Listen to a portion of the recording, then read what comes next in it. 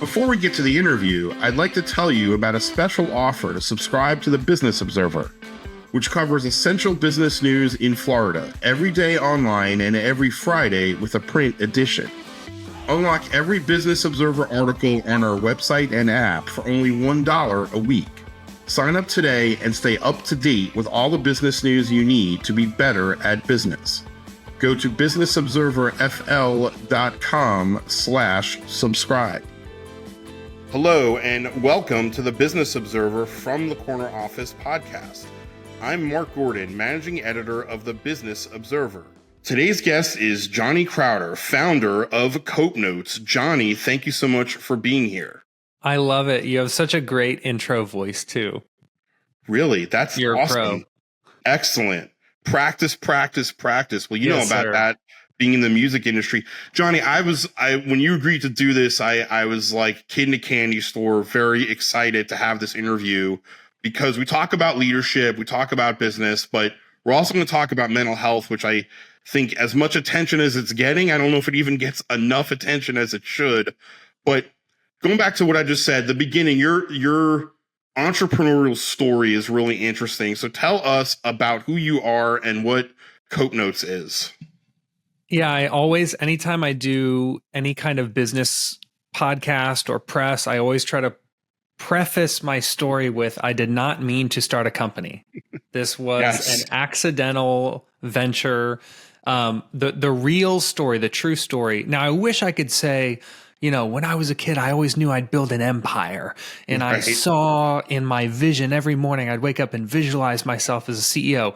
Not my story at all. I literally didn't know what VC stood for a couple years ago. So this was like a couple years after starting the company. I still didn't know. So Right. the real story is that I grew up with severe mental illness.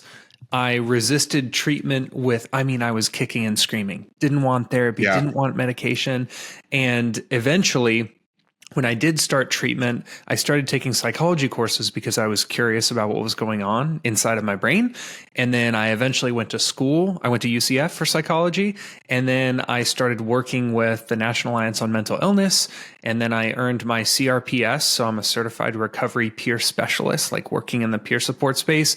And all of this culminated in this idea that I had that combined the idea of peer support, which is someone with lived experience with a mental health condition helping someone else with a similar condition, combining that with the neuroscience principles I was learning in school, like how you can literally train the brain to think in healthier patterns. So that's basically how Cope Notes started, was a project that was literally me sending text messages that were designed to help people change their brains. And then eventually it just scaled from there. Very slowly it felt, but quickly when I look back. Well, that's it, right? Slowly but quickly when you look back, because you're one of these overnight success that took like 5 years. But yes, we at the Business Observer, I remember we encountered you, and one of our writers wrote about it when it first sort of came out, because it's such a fascinating model. And I want you to talk about that. Like, it's like, duh, why didn't anybody think of that, right? I mean, because it's everybody has their phones. And as we talked a few minutes ago, mental health is a real issue. So how did that come to be, this idea to get this help on your phone? Yeah, I will admit that I know now why nobody did this before. It's because everybody's too smart. Yeah. I'm not joking. So I'm not a doctor. I don't have a doctorate.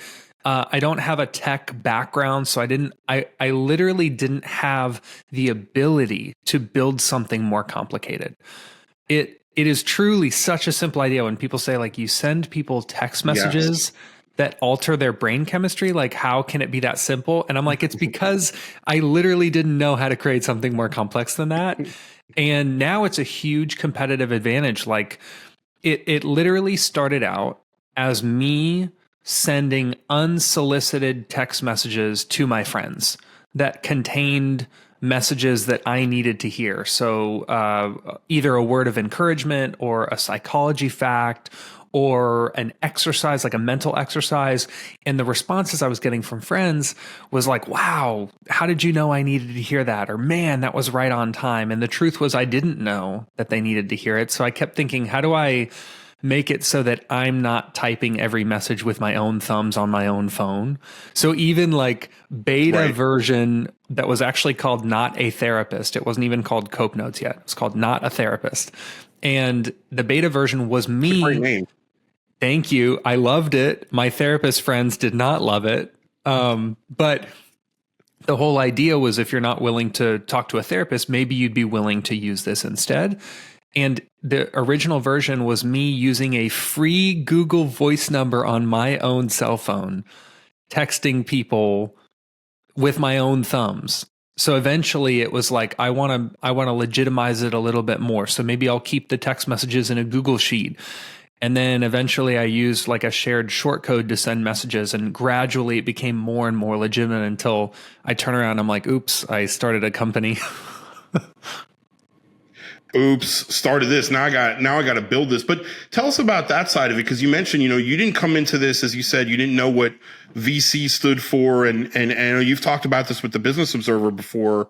You were literally a novice business owner, but you found a way. What were some of the steps you took as a young startup business owner to get structure, to grow these things, to figure out what a VC is? What are some of those early steps you took?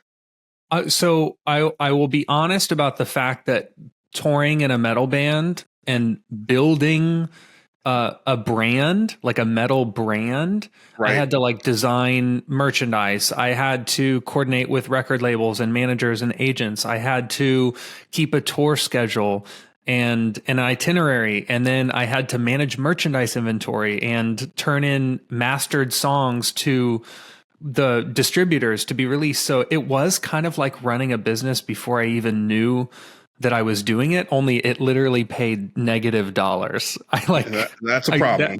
That's a separate conversation, but everybody knows that about music. So some of it was transferable skills. And then some of it was, I think there were three big components. One was transferable skills from things that I had done before that I didn't realize would help me build a business. One was an insatiable curiosity. So I am like a product of YouTube University, Google University. The early version of Cope Notes, I was looking up CSS tutorials. Right. I would Google like CSS tutorial WordPress wallpaper change. And then I would like do a tutorial, and then I'd try to do it on my live website because I didn't have a staging website. So it was lots of like curiosity and trial and error and seeking things out. And this third thing is actually help from other people. And the curiosity led to that because I had to develop, and I'm still developing, a shamelessness around asking for help from people who are more established than me, which is, Mark, I'm 31. So that's almost everybody is more established than me. Almost all of the business owners that I'm friends with have been in the game longer than me. They've learned more lessons than me. So getting to a point where I didn't feel stupid or feel ashamed for asking for help or perspective from someone who's further along than me, I think that skill is undervalued in the entrepreneurship space because a lot of people feel pressured to know everything. And the truth is nobody knows everything. Yeah. Well, and that's a good point. I want to go back to this for just expand on that point, because you got to separate your ego or yourself from, what, I don't know this. So is that something was that an actual thing you thought of? Man, I don't know how to do this. I'm going to ask Bob or Jane. Is that something you actively thought of? Yeah, I use Trello for project management, and I have a personal Trello board, and I have columns for different categories of questions and for different people that I can ask. Love it. So even if I don't know them, dude, I can't tell you how many emails or LinkedIn messages I've sent that have just been left me on read for like 6 years. They never responded, but I still asked. And I look back now and I think it was so important for me to build comfort with asking for help. A lot of people say, like, how do you keep your ego in check as a CEO? And I'm like, dude, you obviously haven't started a company, because it's one of the most humbling things you can ever do. Yep. Yeah, for sure. And and you mentioned before that expand on the other point, be curious, right? It sounds like that you've sort of taken the approach. I don't know the answer, but I'm curious about how to do that. I'm going to find out. Yeah, when I was young, my parents called me Mr. Q.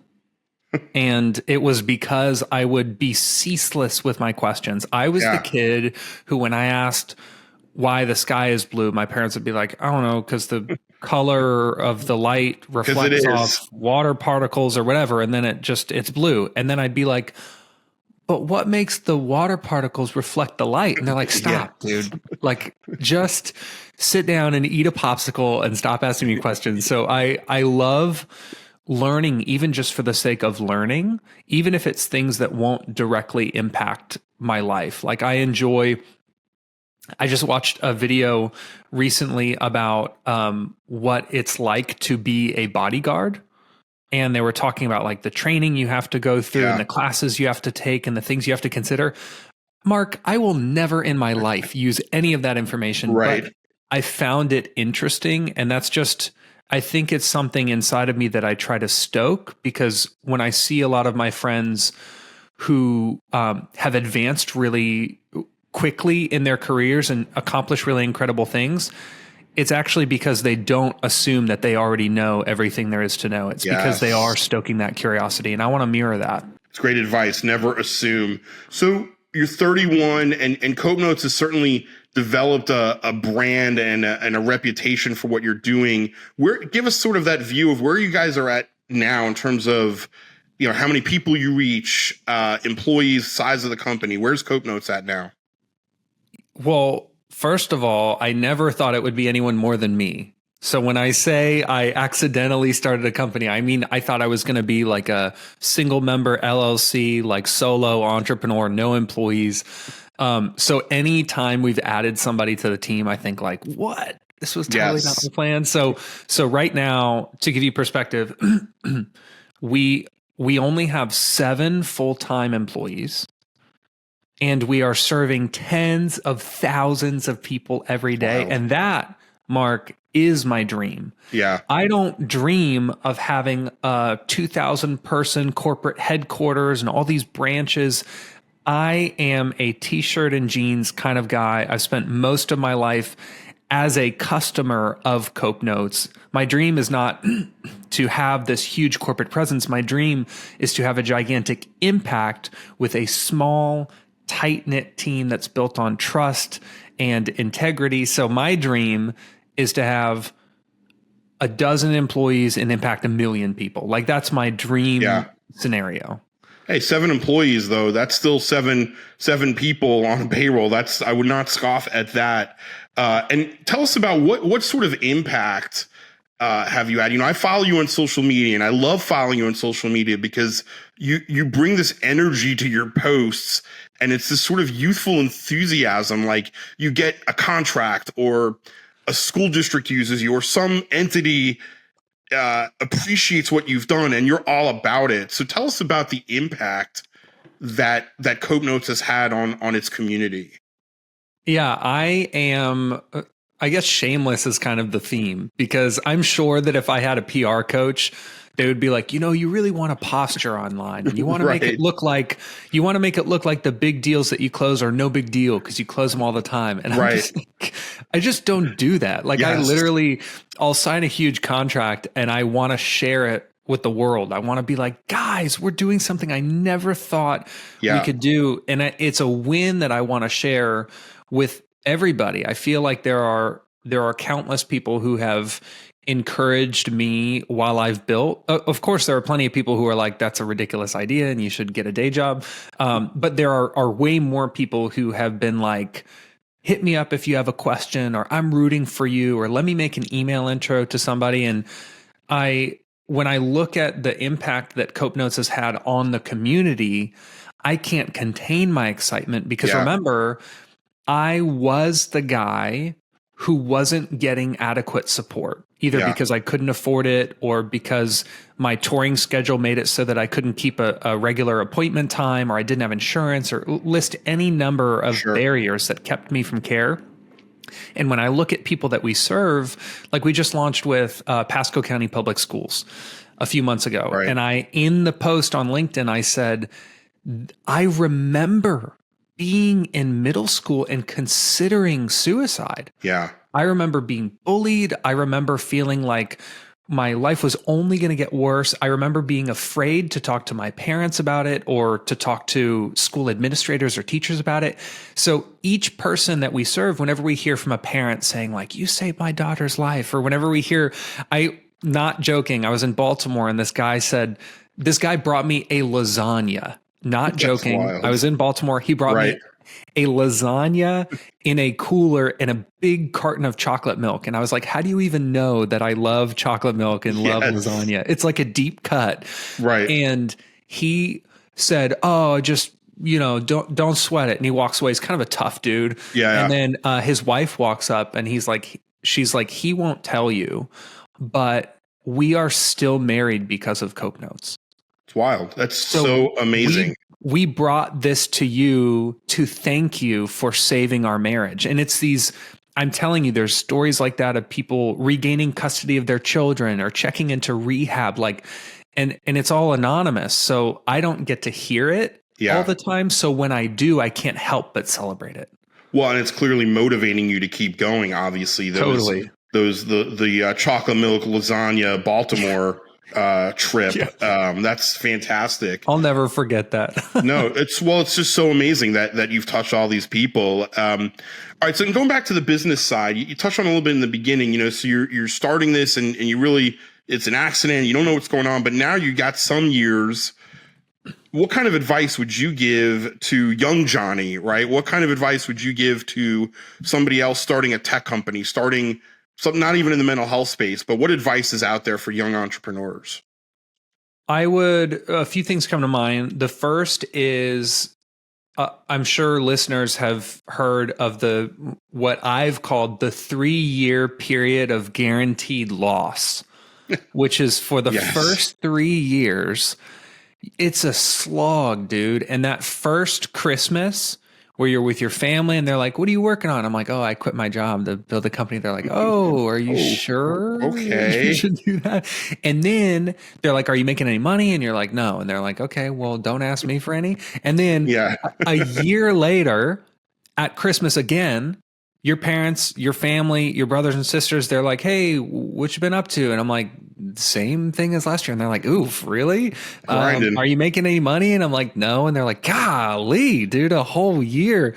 Hang it up. And then the next Christmas, I'm telling you, those first 3 years, it is so difficult to push through and establish yourself. But on our 3-year anniversary, when I woke up in the morning, I expected to feel different, like 3 years in revenue. Yeah, made a steal. And I just felt the same.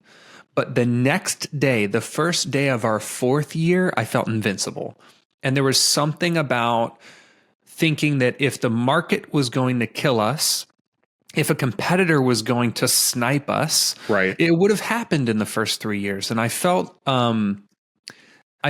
like I made it through the hardest part. And I would tell anybody who's starting a business now, if you're in the first 3 years, you are in the hardest part. And if you quit, I get it. Most people will quit in that period. But just know, I thought it was hard because I was doing something wrong. And I came to find out, no, if these other founders and entrepreneurs are honest, that's the hardest part, the first 3 years where the flywheel isn't spinning. And I just want to encourage people who are building in that first 3-year period. It's supposed to be hard, or else your mom and dad would have their own companies too. Yeah. Well, it's like we're building this podcast, right? We're coming up on the end of our first year. We gotta tweak and keep going. Build the audience. Mark, I'm going to tell you something. And I'm going to say it publicly, and it's not going to make me look good, but it's the absolute truth. Our first calendar year in revenue, we made $8,000. Okay? So if that gives any listener any kind of perspective on like where Coke Notes is now, they probably wouldn't guess that the first year was me begging people to try it. Yes. It's not easy. No. And well, I think it does make you look good because I think we talked about it, right? It proves that resilience and that stick-to-itiveness and that idea that you had something important to share with others. And even though you were thumbing it in literally, you just you just kept going. All right. So what else is going on in your life now? Are you still, tell us about the band. Are you still touring? Are you recording? Are you still active in music? So we just put out a record last late 2024 or 2023, excuse me. I'm trying to think if someone listens to this in a year or two. I don't want to say like last summer or whatever. Smart. So yes. We put out a record in late 2023 called Energy. So the band is called Prison. We put out a record called Energy. And I really love it. It's like some of my favorite music I've ever been a part of. What's interesting though, is I used to be a full-time touring musician. So we were signed to a label in the US, a label in Europe. We had a manager and an agent. We were touring 6, 7, 8 months a year. So we were out, different city every night. And then COVID happens and my focus shifts because I can't tour. So I went from being a full-time musician and a part-time entrepreneur to now I'm a full-time founder and CEO of a tech company and a part-time musician. It makes my skin crawl to think about how it sounds to say that, but that's the truth. Cope Notes has grown to be so much bigger than I ever thought it would be, and it requires more time and attention and focus. So the way that I scratch that music itch now is I do a lot of public speaking and keynotes. So I'll fly to a different city almost every week. I'm on a plane to a different city and I'm speaking at a conference or doing a training or speaking at a fundraiser or something like that. And it gives me that little, it scratches that touring itch where you're in a new city, you're performing, you're meeting new people, but it's actually in line with Cope Notes. I'm building the company, building the brand, building connections that will lead to contracts. So it's like my coping mechanism of like, because I can't tour in a metal band at the moment, because the demands on the Cope Notes side are too great, at least I can do something that is similar that kind of scratches that itch. That's fantastic. I love it. You're able to do both. One last question on Cope Notes. What else can we expect, say, the rest of 2024? What's new and exciting on the horizon for Cope Notes? We are, man, I don't know when this is coming out, but we might have announced it already. I am waiting. I check my email like every 45 minutes for the green light to announce our biggest contract ever. It is 1,000 times bigger than anything we've ever done. I called my mom when it closed, and then I FaceTimed each of my employees separately to tell them the news, showed them the contract. I can't wait to tell the world what I've been sitting on, because you know me, Mark. I like to celebrate. So awesome. I love it. Any day now, I'll get to shout it from the rooftops and be like, ta-da. Yes, we will celebrate with you. That is great. I love that you called your mom. That's awesome. I remember I've done that on various interviews where I feel like I interviewed somebody really interesting. Call my dad right after. You won't believe who I talked to. I love that. Very cool. All right, before we let you go, Johnny, I got 3 rapid fire questions for you. All right, now, are you, well, I always say, are you ready? But I'm not really giving you a choice. I'm ready. Here we go. How many unread emails do you have right now? Oof. I work really hard on this. And I also, to be clear, I don't have an assistant. So I'll preface this with that. What I do with unread emails is I star ones that deserve a response. And sometimes that means people wait for a response, but it also means I do not miss emails. I will respond to you, but if I'm on the road, I might not respond right away. I'll say that I probably have about 4. Nice. Maybe less. And it's just because you happen to be interviewing me the day after I did a big inbox clean. So excellent. You're on it. All right. Second question. Would you rather go around the world in a sailboat or travel North America in a van? Oh, that's the worst question to ask a touring musician. I just thought of that as soon as I finished asking. Yeah. I wish I had my laminates out. I would show you. I have dozens and dozens of full US tour all access passes and I actually don't even have it hanging in my office because it's like PTSD almost. I'm like, oh yes, not again. I would choose the sailboat for sure. Awesome. I bet that's another podcast, Stories of the Road with Johnny. Yes. Okay. Last question. What is your favorite thing to eat for breakfast? That you're revealing a deep part of me. Really? With this question. I have done fasts with my church from cereal. That's how much I love cereal. In fact, I don't even buy milk because I know that if I actually just bought some yesterday, but I will go great lengths of time, months without buying milk, because if I have milk, Mark, I will eat cereal for every gosh dang meal possible. Milk is the gateway to cereal. Yeah. Well, I gotta ask a question, a follow-up. What cereal? Like, are there one or two favorite cereals above all? Yeah, I love, I gave a keynote for General Mills last year. It's amazing. And I went to corporate General Mills, like headquarters. They took me into their employee store, Mark. Oh, man. And they let me pick out cereals and it was like test cereals that they weren't doing in all the markets. I mean, it was like one of the coolest experiences of my life. They gave me a Wheaties box with me on it. It was like one of the most mind-blowing. Wait, is there video on this Yes. podcast? Can I show the Wheaties box real quick? Absolutely. Because then I want to tell you what they did for me. I'll never forget it. Hold on. Look at that. That's fantastic. Amazing. It's a great photo too. I love it. So they gave that to me on stage. And I was, first of all, that's my favorite thing I own. That's my most prized possession. And I had told them in advance how much I love this one specific cereal that is really difficult to find. It's called Apple Pie Cinnamon Toast Crunch. A specific Cinnamon Toast Crunch. It is Got it. Seasonal. It is regional. I only found one. I found one box years ago at a Big Lots that was like almost expired. Right. And I bought it and it changed my life. So I told them how much I love that cereal. And they said, oh, we haven't made that in forever. It's like not even in season. We're not even in the right region.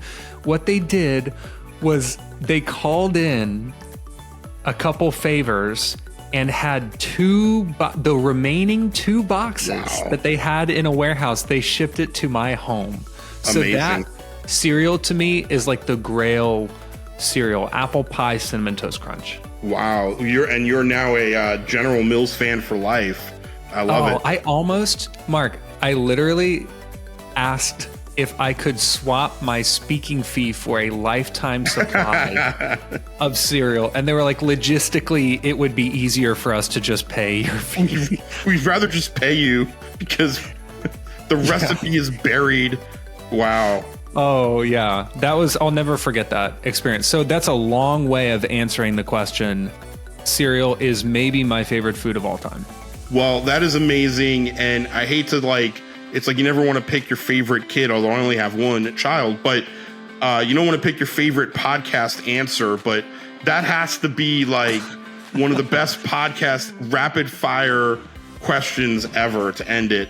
Fantastic. I look forward to staying in touch with you, Johnny. I'm always just so super impressed and proud of all the work that you've done for the mental health community. So Johnny Crowder, Cope Notes, thank you so much for joining us on the From the Corner Office podcast. Thank you, brother. Thank you for listening to the Business Observer From the Corner Office podcast. I'm your host, Mark Gordy. This podcast was produced by Reed Corley of the Corley Company in Sarasota. To hear more episodes of From the Corner Office podcast, go to businessobserverfl.com.